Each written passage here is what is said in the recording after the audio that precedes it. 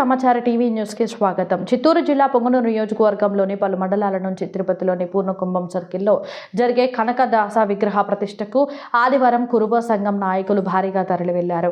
ఈ కార్యక్రమానికి ముఖ్య అతిథిగా మంత్రి సాలమ్మ పాల్గొంటున్నట్లు నాయకులు తెలిపారు.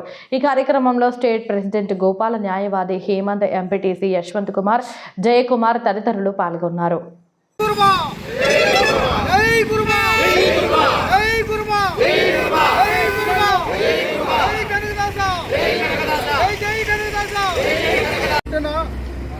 కనకదాసు విగ్రహ ప్రతిష్టకు పొంగనూరు రామచంద్ర మండలం ఇంకా మేము కురుబ సంఘం కురుబ కులస్తులంతా ఈరోజు ప్రతిష్టకి బయలుదేరుతున్నాము.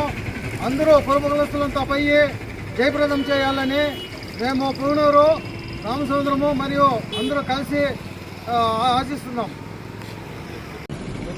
ఈరోజు తిరుపతి పట్టణం నందు పూర్ణకుంభం సర్కిల్లో మా కురుబకుల ఆరాధ్య దైవం శ్రీ భక్త కనకదాసు గారి విగ్రహ ఆవిష్కరణ రాష్ట్ర మంత్రివర్యులు సవితమ్మ గారి ఆధ్వర్యంలో ఘనంగా జరుగుతున్న కారణంగా పుంగనూరు మండలం, పుంగనూరు పట్టణం మరియు రామచంద్రం మండలం నుండి మా కురుబ కులస్తులందరూ ఈ విగ్రహ ఆవిష్కరణకు ఇక్కడ నుండి బయలుదేరి ఆ సభను జయప్రదం చేయటకు వెళుతున్నారు కనుక అందరూ సుఖంగా సంతోషంగా వెళ్లి అక్కడ జయప్రదం చేసుకుని మళ్ళా క్షేమంగా ఇండ్లకు చేరుకొని ఈ రోజు కార్యక్రమాన్ని జయప్రదం చేయాలని మా కులస్తులందరినీ కోరుకుంటున్నాము.